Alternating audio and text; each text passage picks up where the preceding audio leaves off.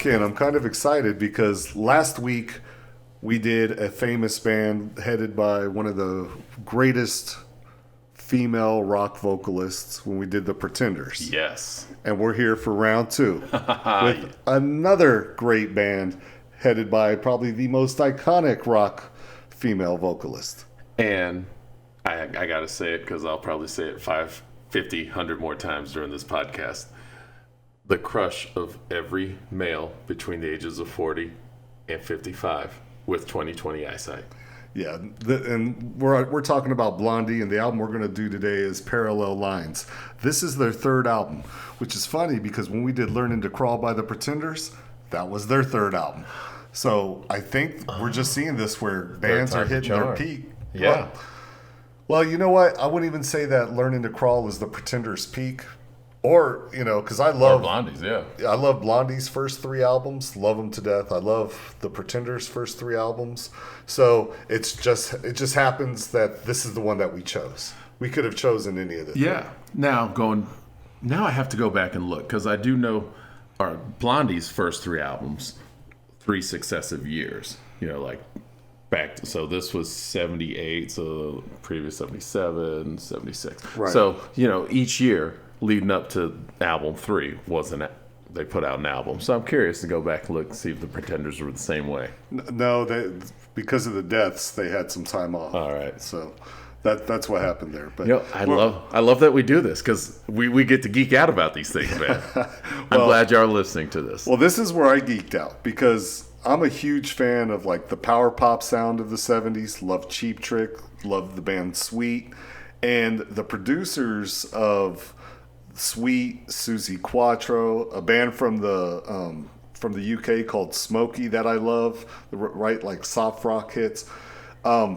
They were produced, and their songs were written by a guy named Mike Chapman and his partner Nicky Chin. And Mike Chapman produced this album, Parallel Lines. It all makes sense. It makes sense because he's like, look, I'm a hit-making machine. Every song I make is instantly singable. So I'm going to do that for you, Blondie. But the first thing you got to do is learn how to play your instruments. He thought they were a horrible band. Now, hearing this album, I know you haven't heard the first 2 albums, but hearing this album, did you think hey, this is a band that knows what they're doing, or what was your vibe? Now that I know that backstory, I'm listening and I'm hearing people who, I'm not going to say they're great, but they're competent as far as they sound like a band that has been playing their instruments live in front of people. So I'm not saying they're virtuosos or anything by that stretch, but they're tight. Yeah, but they come out of that punk scene too. So that New York, CBGB's vibe, So. Which and it's funny you bring that up also because we've grown up knowing that. That is what we know about Blondie, right? Skies Blue, Waters Wet. We know that, though. As a kid growing up, I hear it, I'm understanding, I'm not denying this fact. I'm not feeling it. I'm not, to where I can hear him oh yeah, nope, I can hear it. Listening to this album, yep. You can hear it. I can hear it. And we'll talk about specifics. We're totally going to get into it. Speaking of, the first song, side 1, Hanging on the Telephone. Now this is a cover song by a band called The Nerves. Now I'm going to be honest with you. I had never heard of this band. I had never heard this song. Me neither. And then my boss, of all people, said, you really have to hear this song. Blondie covered it. This was about 6 months ago, okay? And I was like, oh, I really like this song. This is right up my alley. And he knew it would be. Yeah. That's why he suggested I listen to it. And then I listened to the Blondie's version of this song, or Blondie's version of this song. And I was like, oh, wow, I really like this one. So I have this dilemma in my head. Which one do I like? The more stripped down Nerves version, the original, or Blondie's version, which is true to the original? Yes. And what I like about it, so Blondie, a 5-piece band, that the Nerves, that is a typical quartet. You got singer, guitar, bass, drums going on that. So Blondie, with different instrumentation, they kept it true. They're just, okay, so we're adding keyboard. We got 2 guitars here. And they kept true to the original. I like it. I'm not even going to choose between one or the other between those 2 because I think they're both pretty solid. Yeah, and I think I like the instruments from the Nerves version Yeah. But I'm always going to choose Deborah Harry over some guy. Yeah, you know? that I mean, that's a fact right there. Yeah, True so story. I think, and for me, we've always talked about the importance of opening up an album strong. This was strong. This was strong, man. It just Yeah. comes right out the gate. Yeah, You know? and because once you listen to the whole album, you realize, yep, this is definitely that track that they had going into this session. Yep, this is our strong track. Straightforward, just straight ahead. It's just going the whole time. It does not let up. And it's not the hit. You know, Yeah, they that's said, the look, truth. we're going to save. But before we play our hits or the songs we think are going to be hits, we're going to knock it out of the park with this cover of a band we admire. That is that proto-punk, power pop vibe. Yeah, and listen to this song, track 1. Since we are of our generation, right, Generation X, this song could easily be played at the beginning of a John Hughes film while the main character is getting ready to go to school. Oh, absolutely. That's a great line, right? Or in the middle of the film when they're going out on a date on a Friday night, right? Yep. Yeah. Well, let's move on. So they hit it out of the park with this one to start the album off. Let's move on to track 2. Now this is my favorite song on the album. Just going to say it right out the bat.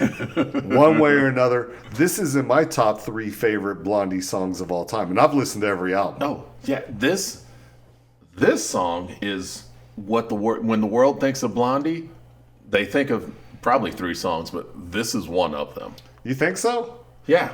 I mean, I think this would be like number 6 or 7 on the list. I mean, because you got Rapture, Tide is High, Heart of Glass. And also, you got to Call remember, Me. though, this one has made them some cheddar due to commercials. This has been on commercials? This has been on commercials, brother. Oh, yeah. Then people probably, So, It's like the Doors with Light My Fire with a Goodyear, back in the day. I didn't know that was a commercial either, man. I wasn't watching that TV. It was before our time. I geek out on things with music, man. Man, I didn't know that. I didn't know that this was on a commercial. What was it for? I want to say for a vacuum, dog. Oh, my God. Yeah. Okay, whatever. Hey, they got paid. I'm happy. Yeah, but to me, this is Blondie rocking out. Like they start off, punching you in the face with Hanging on the Telephone.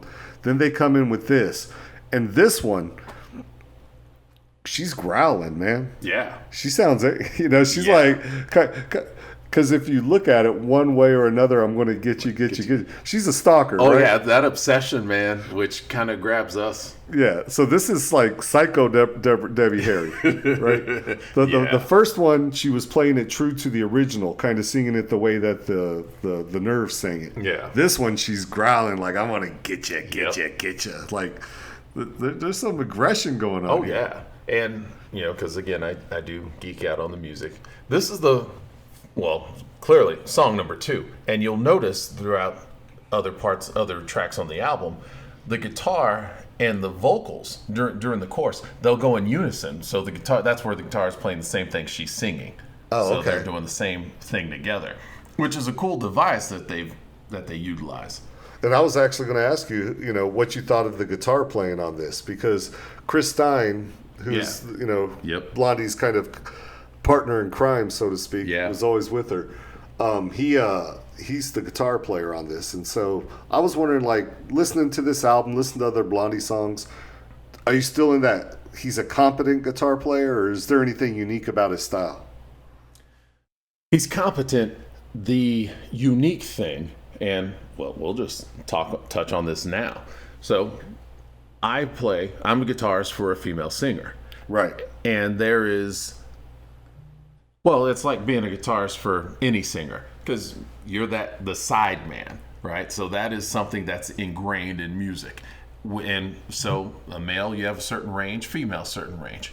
And you work to accommodate and to make your side, as the side man, to make the singer look great and to accentuate whatever it is that they do. And I think he does it well. Again, So she couldn't have Eddie Van Halen on the side there, because that would take too much away from Deborah yeah, it Harry. would totally take too much away. Like even during the break of this song, his solo that he plays, it's a fairly simple solo, but it's effective because it's melodic. Right. And that's what you get throughout Blondie's songs. This whole album. Yeah, I'm telling you it's that melodic Chapman and effective.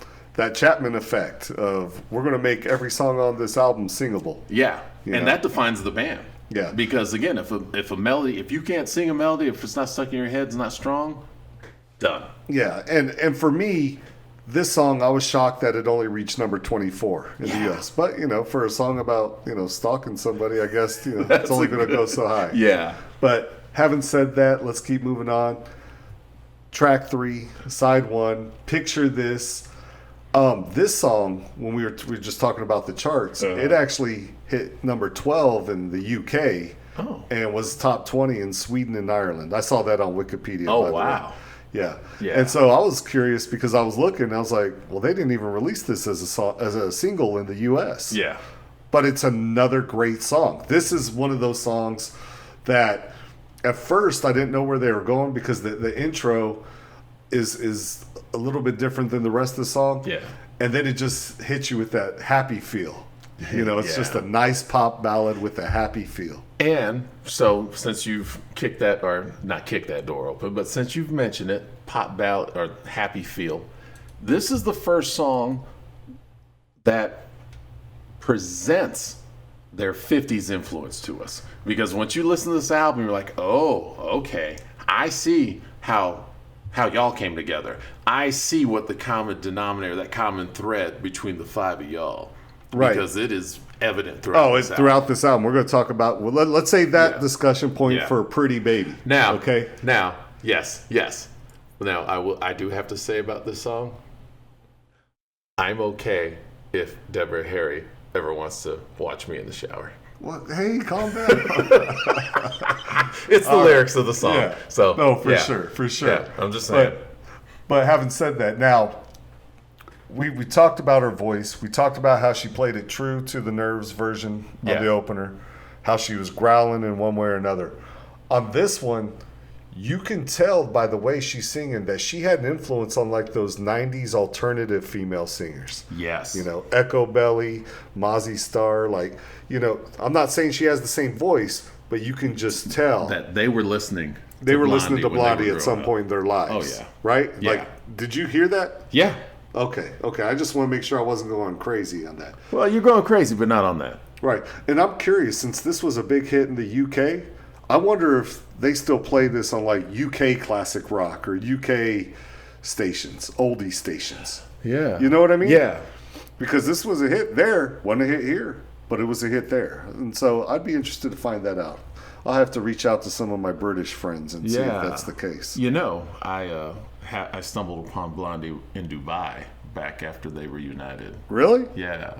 You wait, in concert? Yeah. You saw Blondie in concert in Dubai. Yeah. And you're just now telling me on this show. 2003 it was.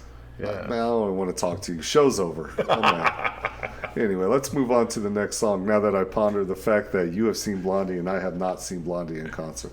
Whatever. All right. So the next song, song 4, Fade Away and Radiate. What's your feeling on this one? Because I got a few comments. Well, did they play this in concert in 2003? You wouldn't even know, man. Keep going. I dig the title just because it has the word radiate. Had to throw that out there for you. Yeah. Now, what I will say, I love that vocal and drum introduction on this song. Yep. And as we were talking about Chris Stein, this is where, Blondie, they have their style. And an artist, you're going to work within your parameters. And this is where he's like, okay, I have my guitarist hat on. I'm a guitar player, but I'm not going to go so crazy. I'm going to be tasty within the context. Did you notice on this song that it has a progressive rock feel to it? Yes. And let me tell you why. Because I know you didn't know this because you were singing the praises of Chris Stein. And that's because Robert Fripp of King Crimson. I know what you're going to say. Anyway, yeah. Robert Fripp of King Crimson actually played on this album, on this song. Makes sense. And so now you can it tell. completely makes sense why the guitar, out of all the other songs on this album, this is the one track where the guitar, I don't want to say spreads his wings within the confines, the parameters of the song. Right. And for me, this is one of those songs where when you hear it for the first time, you might not like it if it's not up your alley. Yeah. Right. But the more you listen to it, the more you find little nuances that just make you appreciate it more. And part of it is, once again, Debbie Harry's voice. You know, because in this one, she's whispering. And it's different from the other tracks on the album so far. So every track is different from the previous. Right. Yeah. Or even if the song is in the same spirit or same style, her voice is different. Yeah. You know. And so for me, I really enjoyed this. I thought we just talked about how Debbie Harry was an influence on, 1990s singers. To me, this is like an influence on 1990s alternative music, period. Yeah. Doesn't matter if it's a boy band, girl band, whatever. Yep. This is influencing that vibe. Like, you could tell everybody who was listening to college alternative radio had some Blondie albums in their collection at the time. True.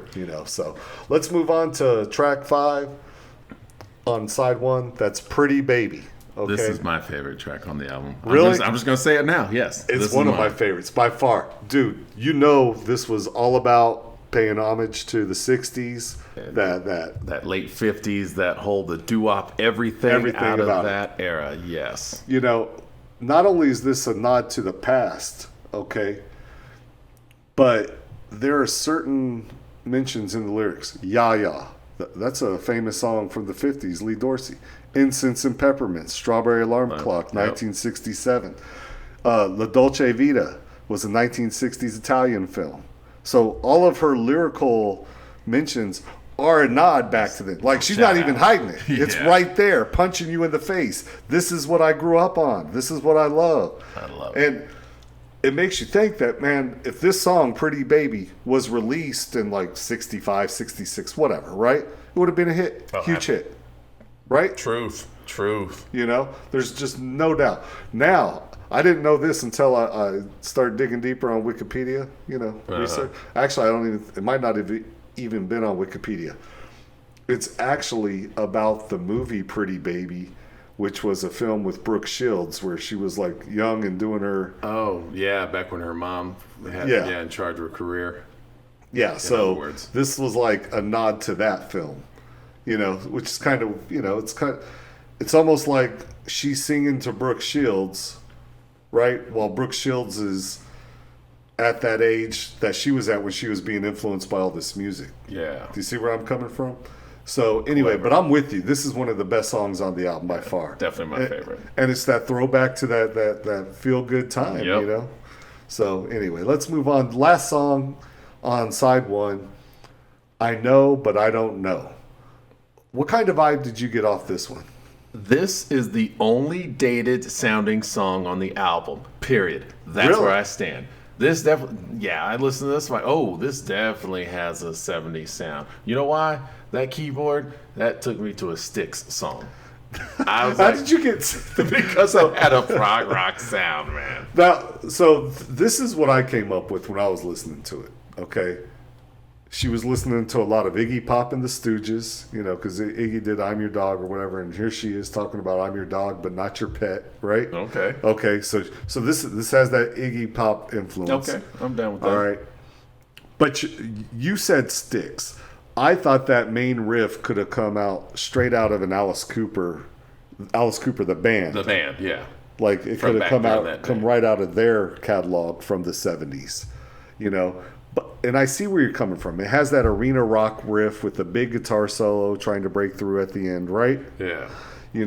And so to me, it's a decent power pop garage rock song that throws in these elements, right? Yeah. And again, though I do believe this is the one song that sounds dated on this album, it is still another testament to the band. Let me clue you in on something. So the song was written by Frank Infante, okay, who was their bass player. Okay. And when they got inducted into Rock and Roll Hall of Fame, I don't know if he was drunk or high or whatever, but Blondie was torn with, another iteration of the band, right? Uh-huh. Members who weren't inducted or whatever. Well, he was like, trying to ask Deborah Harry on stage in front of everybody, hey, do you mind if we come join you? And she's like, I got my band on stage already, dude. Get out of the way.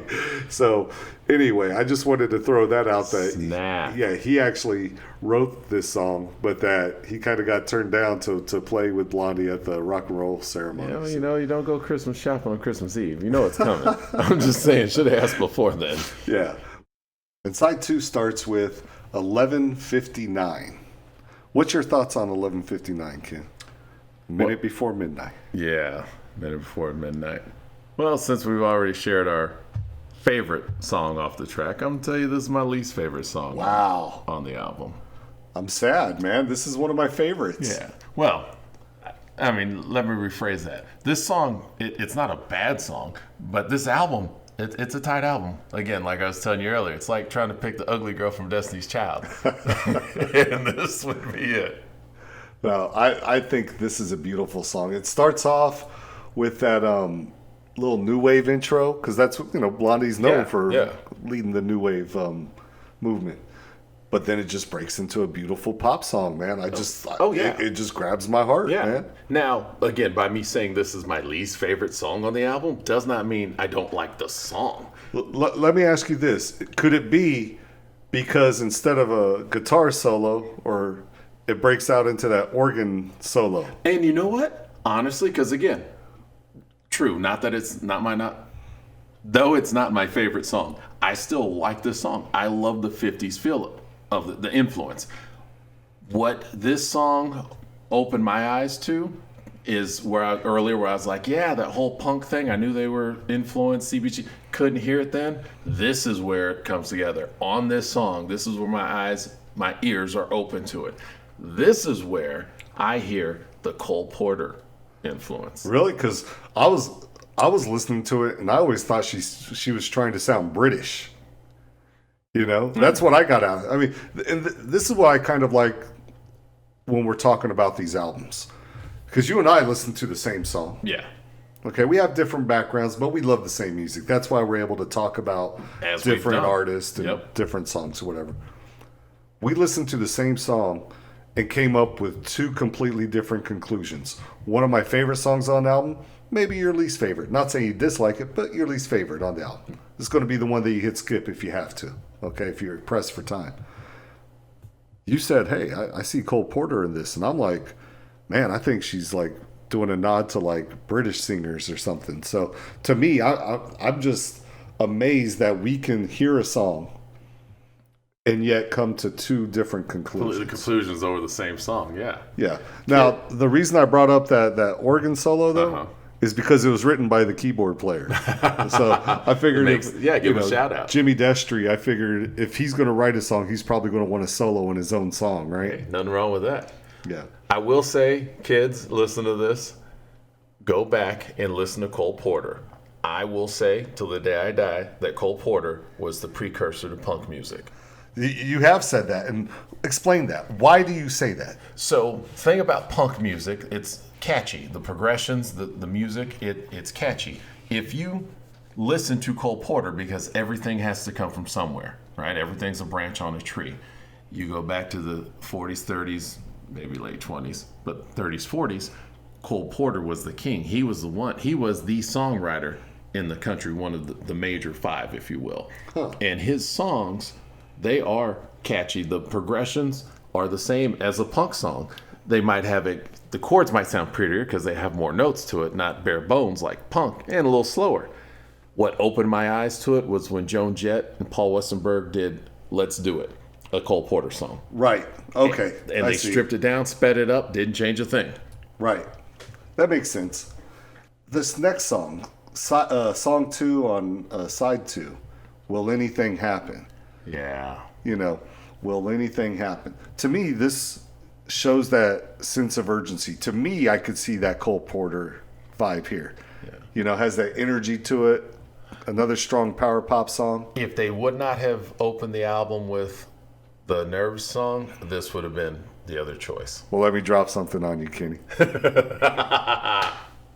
This song was written by the same guy who wrote the Nerve song. This is written by the guy whose name is Jack Lee. So it's actually written by the same guy. There we go. And so now you're like, huh. Then Now it all makes sense. Yes. And so what I like about this is where you feel the band just letting loose. I already talked about how the producer, Chapman, was really critical of the band. Yeah. To me, this is just the band having fun. This is where the drummer's going all out, and the band is just rocking. Yeah. And geeking out here the way I do, this is the first spot in the album I noticed that Debbie Harry was using multi-tracks as far as providing her own harmony. To Oh, her okay, vocal yeah. and I whatnot. don't, and you know me, I don't pay attention. Yeah, to stuff yeah, like and that's that. what I love about what we do when we listen to music, because as we've discussed before, when you listen to music, you listen as a listener. Right. Unfortunately, How does it make me feel? Yeah, and unfortunately, over time, as a musician, I don't listen to music that way all the time. I listen to it as, okay, what are they doing? Oh, that's nice, blah, blah, blah. So I lose track of that at times. Okay, well, let's move on to another favorite track of mine. And I'm going to sound like a broken record before this thing. We haven't even gotten to the big hit yet. Yeah, and you know what, though? You're right. There, again, even though I've identified my least favorite song, it's still a great song. Right. Every song on here is a gem. This next song might be my second favorite, maybe third favorite song on the album, and that is Sunday Girl. What did you think about this one? Her voice and her melody on this song, it soothed me. Listening to it, I'm like, yeah, I could listen to her sing this song every day. You know, it's funny because we talked about Pretty Baby, how it could have been a hit. Yeah. This one could have been a number one hit in 1963. Yeah. Now, incidentally, in England, this was a number one hit in England. But I was reading on Wikipedia, and if you, like I said, again, if you're from England, please let us know if like these other songs are being played on English radio. Pretty Baby, Sunday Girl, whatever, right? We are genuinely curious. Yeah. Because we're in Texas. We're in a completely world away. And we are never hearing this song on the radio. Yeah. We might hear Heart of Glass on an oldie station. Yeah, we will might hear that Call one. Me, Yep. right? One way or another, maybe. Rapture, Titus High. We're not hearing this one. And it's a shame because they're great songs. Now, what I did like about this song, the use of the clapping. Yeah. Right. Because you could tell that Throw back to the 60s. and live, because anytime you can interact and bring the crowd in, crowd participation when you perform, boom, that's it right there. And I can't say it enough, and I feel like a broken record. Her voice is just so great on this song. Yeah. Deborah Harry. You know, last week I said Chrissy Hine was my favorite, but this week Deborah Harry's my favorite. You know, because we were ranking them, right? And I said Chrissy Hine, then Deborah Harry, then Joan Jett, then Pat Benatar. That was my order, female rock vocalist. Man, I'm debating in my head now. I'm like, am I betraying Chrissy Hine by putting Deborah Harry as number one? I don't know yet. Like, there's this internal struggle going on, but she just has that voice. And it's like, we've talked about this before. When you have that charisma, you know, where like you're able to project your voice out into the world and make people connect to you in ways that you just don't expect. And I'm going to be honest with you, man. I've been listening to Blondie my whole life, but only as a passive observer. And what I mean by that is I never bought a Blondie album. I never went out and said, you need to listen to this Blondie song. True. I mean, my whole life, I knew the greatest hits. You know, I mean, you know, you put it on because your girlfriend or wife wanted to hear a song or something. Yeah. I don't want to listen to Blondie, man. I want to listen to Slayer or Motorhead. You know, I mean, seriously. No, and I'm glad that I listened to this. You know, and so for me to have this reaction to Deborah Harry and her voice, this is new for me, man. Like, basically, what happened was I told you my boss had me listen to Track one. Had me listen to the original. And I was like, oh, wait, I like some Blondie songs. Yeah. Well, I should just listen to every Blondie song. And I went from the first album to like the fifth album or something. And I just listened to all these Blondie songs. And then I was just like, wait a minute. This is too much. It's too much sensory overload because I didn't know all these great songs were out there from Blondie. Wow. You know, I need to go back and do that because, so like with this song, this track, as I mentioned earlier, about the melodic guitar lines that he would use, which this song, case in point, that melodic guitar, it is money. You know, and it enhances Deborah's Deborah's vocals. It adds to the song, and being able to do that, especially as a guitarist, because there are two egos in the band, the singer and the guitarist. So when the guitarist is in line to support the singer, great things happen as a result of this song. Well, I always like to say, like, when you hear a song like Sunday Girl, Pretty Baby, right? What's old is new again, right? Yes. Blondie makes these old, comfortable sounds feel new. And the crazy thing, back then, even now, people don't realize that, wow, they were just knee deep in the 50s sound. Right. Until we get to the next track. Yeah, drop it. Bring it, baby. And this is the big hit, the number one song all over the world. All over the world, Ken. Yes. Okay, number one. In at least 7 countries, top 5 in 10 more countries, like huge international hit. And I'm talking, of course, about Heart of Glass. Heart of Glass, yes. Yeah. Man, and this, out of nowhere, because like I said earlier, each song on this album sounds completely different from the one before it. There is nothing on this album remotely that sounds like it at all. Yeah, at all. This is completely out in left field. You know what impresses me even more is because I always thought, okay, this is their disco song, right? And Deborah Harry's like, nah, man, this is Giorgio Moroder. This is Kraftwerk. This is the European, the Euro trash keyboard sound. Yes. It's not disco, but I mean, it obviously has a disco beat, right? It got picked up.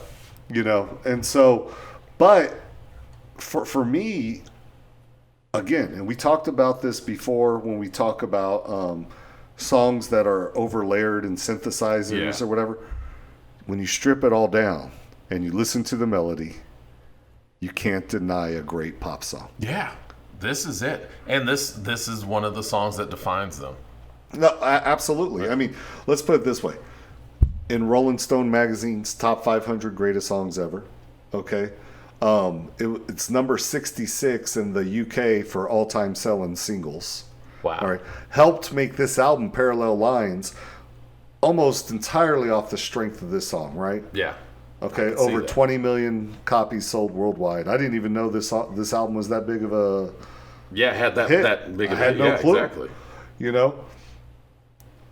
And again, we have to go back to Deborah Harry's voice. Because she sings it completely different than she sang every single song up to this point. Yes.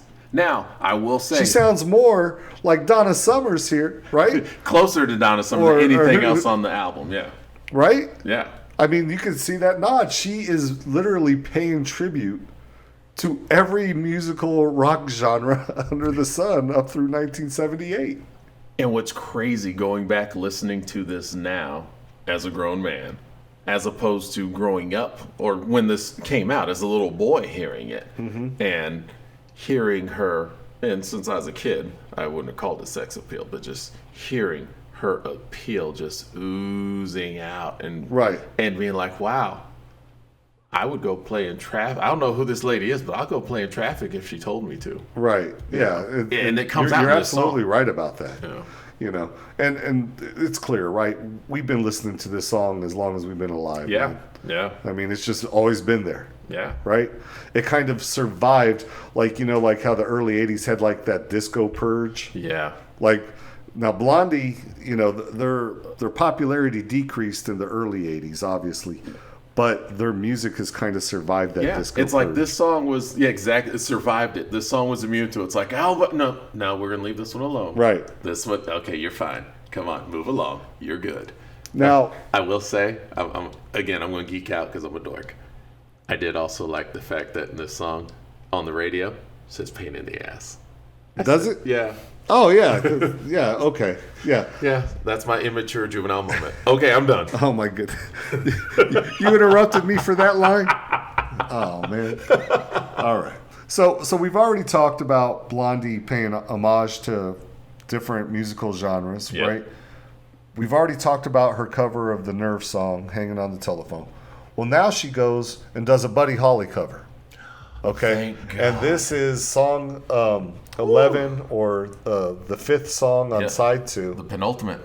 I'm Gonna Love You Too. Oh, man, I'm glad you told me that this is a Buddy Holly song because I'm like, man, if whew, if they're not kissing the ground that Buddy Holly walks on with this song, then Right. yeah, I had no idea. Are you serious? I am completely serious because I'm like, wow, this song has Buddy Holly all over it. Yeah, no, it's a Buddy Holly cover. Man, good thing because I thought I was losing my mind.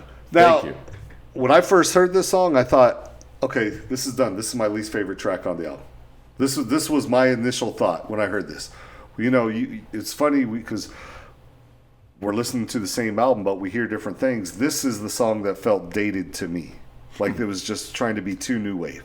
You know, and I always feel that when I know the original song, like the Buddy Holly song, See, there you go. and then you hear like a cover, you always hear it in that era. See. So if there's a disco song that tries to remake a 50s or 60s song, I automatically think, well, that's just trash. They should have left it alone. Yeah. And this is just the new wave trash version of Buddy Holly. Wow. But the more I listened to this album prepping for this show, the more I came to realize, wait a minute, I could absolutely see Blondie tearing down the house in like 1978 or whatever Yeah.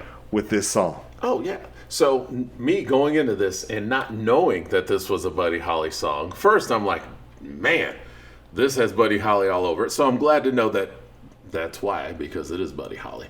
Two, I'm listening to it, listen to the other 11 songs ahead of this, and realizing, okay, truly, they have a love for late 50s, early 60s music. Sure. And so, this song is where they came to the common ground amongst the five of them of, okay, this is what we agree on. This is something we all love. Let's jump here and move forward. So it makes sense. You know what's crazy, man, is because Buddy Holly was only around for a couple of years. Yeah. But he was such a prolific songwriter in that short time. Yeah.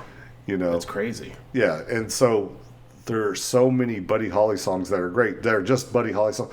But then this one, I'm Gonna Love You Too. Blondie can pick it out of thin air out of all those Buddy Holly tracks and then make it their own. Yeah. You know, so I'm pretty impressed with it. Great job. Again, initially, it was going to be my least favorite track on the album. Not so much anymore because the more I listen to it, the more I have fun with it. Yeah. You know, and just Blondie has that throughout this whole album. Blondie has that way of doing that to you where at first you're like, oh man, I don't want to hear that. And then all of a sudden you're like, oh my God, I can't wait to hear it again. Yeah. They do not bring me down. This album is there's nothing bummier about this album. There's not, but I'm interested to get your take on the last song of the album. Yes. All right. Song 6 on side 2 or track 12. Just go away. She is literally telling us, listen to this song and leave. Go away after this. So don't be mad. Don't be sad. Don't go away mad or go away. Just go away. Just go away, right? OUT out. I love that. Yeah. And I love the lyrics, the way she does it. Not so much because we talked about Chrissie Hynde as a poet, right? Yes. Like we would buy a book of her poetry, In a heartbeat. right? I don't know if we would buy a book of Blondie poetry, True. okay? Agree with you. But there are little moments like this where you can tell she's having fun with the Yeah. lyrics. And she does it throughout the album, don't get me wrong. You know, one way or another, Creepy Stalker song, you know, the throwbacks on Pretty Baby. But on this one, it's just like you said, the OUT out, you know, just go away. I got this little DOOR, like there's the door. Yeah. I have a little soft spot for kicking them to the curb songs. I would take this one because like my third favorite Motley Crue song, "Girl Don't Go Away Mad," just go away. You know, and it fits that vein. I'm like, yeah, See, touch me. For me, this song is kind of in the middle on this album. Like, I like it. I don't love it. It is a great way to close this album. I was going to disagree with you. I think that we've talked in the past about strong album closers, right? Yeah, Okay. The Ocean, right? true. Okay. We've talked about 2,000 Miles from the Pretenders. Mm-hmm. Okay. I think they could have had a stronger album closer. You know, maybe start with the Nerve song, end with the Nerve song. You know, I see how they wanted to kick. You see where I'm coming from with that?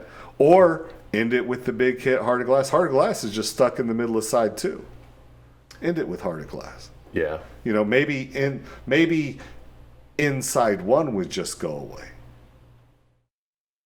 You see where I'm coming from? Yeah. I don't think this is one of the stronger album closers we've had. I want to know your thoughts on why you think it's such a strong album closer. Is it just the lyrical content? I think not just the lyrical content, because it's it ties the bow. Whereas, yeah, they could have started and finished with a Nerve song, start strong, end strong. Okay. But like with the Pretenders album, 2,000 Miles, yeah, it's not the in your face, like, middle of the road. It's like one of the greatest songs I've ever heard. But it's a nice way to tie, just put a bow on it. You turn the lights out. I'm like, okay. I'm just going to disagree with you, man, because this is a fun song, but ultimately, I don't think it's going to be on anyone's greatest Blondie's hits. I'll give you that. But Whereas 2,000 Miles is going to be right there with all the best of the Pretenders. True. But this one, the ocean, man. It's not the ocean. Oh, nothing. Oh, far from. But you can hear this song, this last song of the set, the end of the night they play, and all right, good, yeah, happy feeling, and you can turn and go out to your car. Okay, well, let's get this out of the way then, right now. We've already said our favorites. My favorite song on the album is One Way or Another. Pretty Baby. Pretty Baby is yours. Okay. Man, your least favorite. What's that? What is your least favorite? Hold on. Sunday Girl is like favorite 1B. Okay. My least favorite, initially coming in, it was going to be the Buddy Holly cover, I'm Gonna Love You Too. Okay. Instead, it's going to be like that Iggy Pop tribute song by Frank Infante, who got rejected by Blondie at the Rock and Roll Hall of Fame. I Know, But I Don't Know, which is the last song on side one. Yeah. And, that's the one where you said it was more like a Styx Arena vibe to it. Yeah. I thought it had the Alice Cooper vibe, I thought it was a decent song, No, it was a decent song. But yeah, that's my least favorite. What do you say? Again, trying to pick the worst song on this album is like trying to pick the ugly girl in Destiny's Child. I said that, and I stand by it. Yeah. But you know what? You're going to be all right. Every song on here is a solid song. So what song? Is it still 11:59? Yeah. Ah, man. I'm so sad that when I do my Blondie playlist on Spotify, 11:59 is going to be on there. So when we're driving, getting nachos at Sancho's, and you're in my car, we're listening to that song. It's all good though. Again, Ugliest Girl in Destiny's Child. We'll be fine. Know what song's not going to be on that playlist when we're driving in my car getting nachos? Just Go Away. Anyway. But hey, for everybody out there, we do want to thank you for listening. We want to know what your favorite and least favorite songs are. If there's any more information on this album that you'd care to share that isn't on Wikipedia, because let's be honest, man, that's where I get my information. I had never heard this album until about 6 months ago. I think, Ken, you were there when I was like, dude, we have to start decided to do it, listening to Blondie. Yeah. And so for me, we've been listening to Blondie our whole life, but we have not been listening to their album tracks our whole life. This is brand new for us. So if there's any more information you can share with us, please let us know. Yeah, and if there are any Blondie fans out there, because as we've been listening to the entire album and thinking back, like, wow, what would this have been like when we were kids in the 70s, teens? Right. If you're a fan, hit us up. Let us know. Talk to us. No, seriously, because this is like a new discovery for me. It really is. No, it really is. Because for Blondie, I dismissed it as a singles thing. There are a lot of artists where you like the singles and you think of the albums as filler. No, that is not the case with Blondie. They have some legitimately great albums. This is one of the greatest albums of all time, according to the critics. So please, if you enjoyed the show, hit the like button, hit subscribe. We'd love to have you on board. Yes. And if you have anything you can share with us about the band, your favorite song, your least favorite song, please share. We love learning. Until next time, we'll talk to you later. Bye-bye.